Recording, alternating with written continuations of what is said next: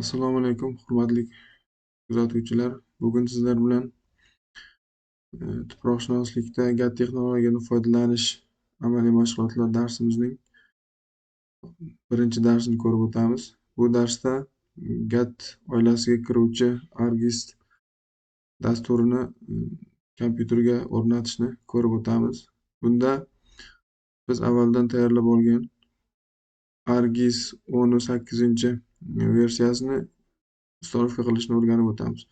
Bunda biz oldindan tayyorlab olganmiz, ko'chirib olib kelib Total Commander'ga D diskga o'rnatib olganmiz. Faylni ochishimiz bilan ikkita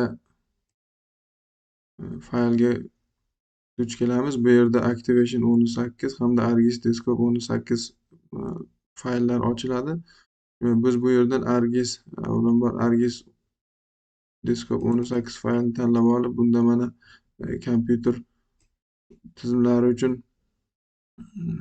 ustanovka qilinadigan exe formatdagi faylni ko'rishimiz mumkin va buni ustiga 2 marta bosish orqali bu yerda e'tibor qilamiz, C diskda, ya'ni o'sha programma ustanovka qilinadigan C diskda qaysi joyga yangi papka ochilayotganligi haqida sizga ma'lumot beradi. Buni boshqa papkaga, o'zingizga mos papkaga o'zgartirishingiz mumkin. Bizga shu papka ma'qul bo'lganligi uchun shunda Next tugmachasini bosamiz. Bu yerda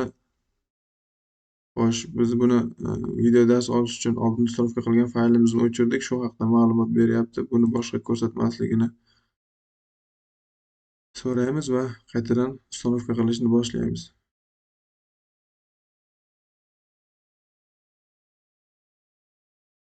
Mana bu yerda yangi papka yaratildi. Papkani yopishimiz bilan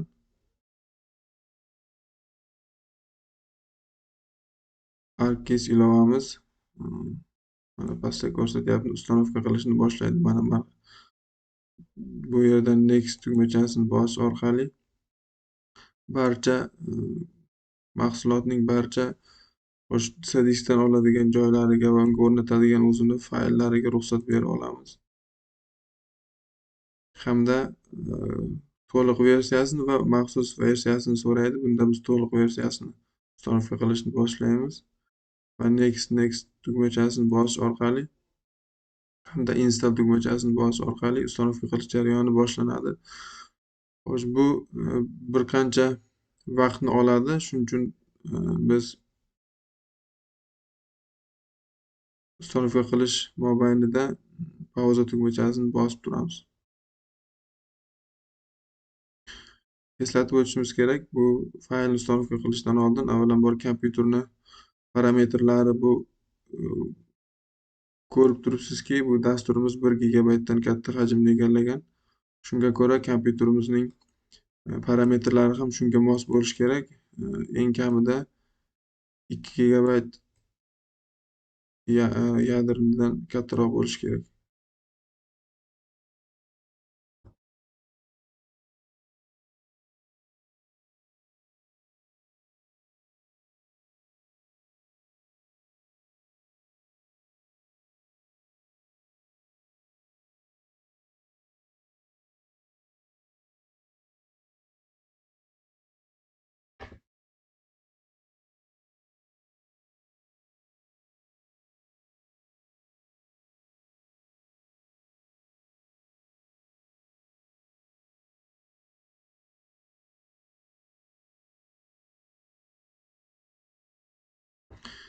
Bu yerda mana ustanovka qilishni boshladi. O'zini kichik crack fayllarni ustanovka qilishni boshladi. Mana xuddi o'zi yuqorida aytganday C disk papkasida programma fayl 86 da ArcGIS katalogini ochib olgan va shu katalogning ichida mana barcha bosqichma-bosqich papkalar yaratib, o'zini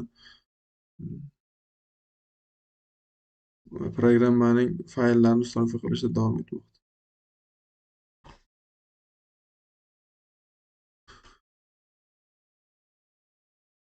Biz buni bir qancha vaqt oladi. Bu o'zi ustanovka qiladigan jarayon. Hech qanaqa knopkalarni bosishimiz talab etilmaydi. Shunga ko'ra biz pauza qilib olamiz. Mana Biroz vaqt o'tib ustanovka qilib bo'ldi. Finish faylni yopamiz.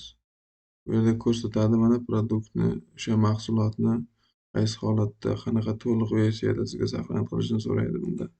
Hop, tugmachasini bosish orqali yakunlaymiz. Ishimiz yakunlandi.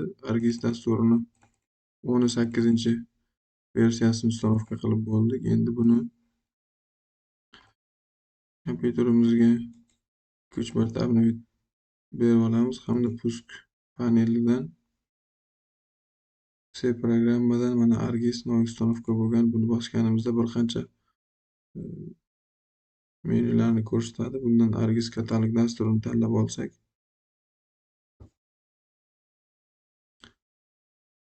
e'tibor qilamiz. Mana bu yerda Argis dasturi litsenziyasi o'tganligi sababli foydalanolmaysiz deb yozadi va okni bosganingiz bilan Argis oynasi yopiladi. Endi bu yerda oldindan tayyorlab olgan Argis papkamizni ichida Activation bor. Activation 18 kirganimizda crack fayli bor, fcore fayli bor. Bu o'sha uning litsenziyasi hisoblanadi. U litsenziyasini yangilashimiz uchun C disk oynasini ochamiz. Bunda yuqorida ustanovka qilish jarayonida ko'rsatib o'tilgan fayllar ketma-ketligida kirib boramiz. Programma faylsga kirganimizda bu yerda mana Argis ustanovka bo'lgan uni o'zini fayl papkasi bor. Bundan keyin o'sha xuddi ustanovka bo'lgan yuqoridagi bu yerdan bin tugmachasini tanlab olamiz.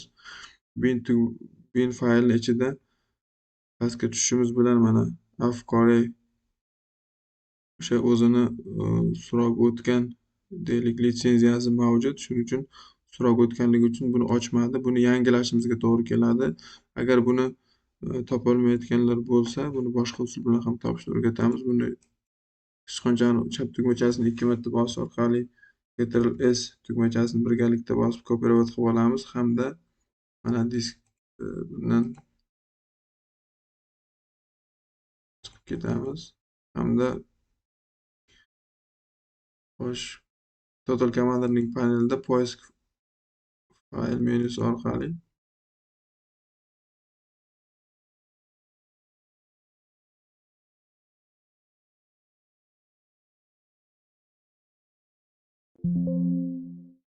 bunga o'sha ko'chirib olgan faylimizni qo'yamiz va umuman disk orqali qidirishda C diskni tanlab olamiz hamda nachat poiskni bosganimizda bu yerda mana ikkita faylni topdi.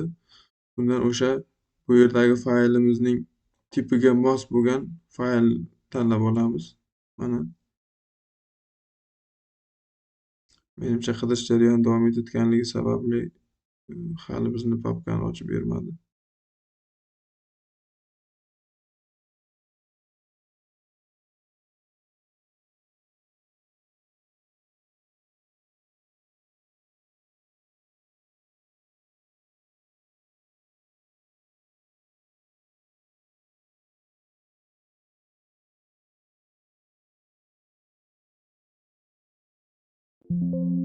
To'xtatib olamiz va faylni 2 marta ustiga bosishimiz orqali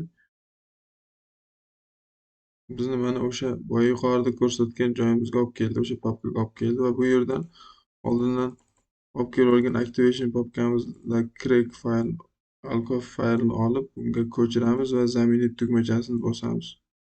Zaminit bo'ldi. Endi bulardan X tugmachasi orqali chiqib ketib 2-3 marta kompyuterimizga obnovить berib olamiz hamda yana qaytadan Argis katalog dasturiga kirganimizda boshqa dasturlarni ham tanlab ko'rishingiz mumkin. Mana katalog oynasi ochilishni boshladi va bu yerda onlayn resursga bog'langan emas deb ko'rsatadi, lekin faylimiz internetsiz ishlashda davom etadi. Dasturimiz mana bu yerda oldindan ish joyini bo'lganligi uchun yaratib olingan. Keyingi darslarda bularni qanaqa qilib yaratishni ko'rib chiqamiz. E'tiborlaringiz uchun rahmat.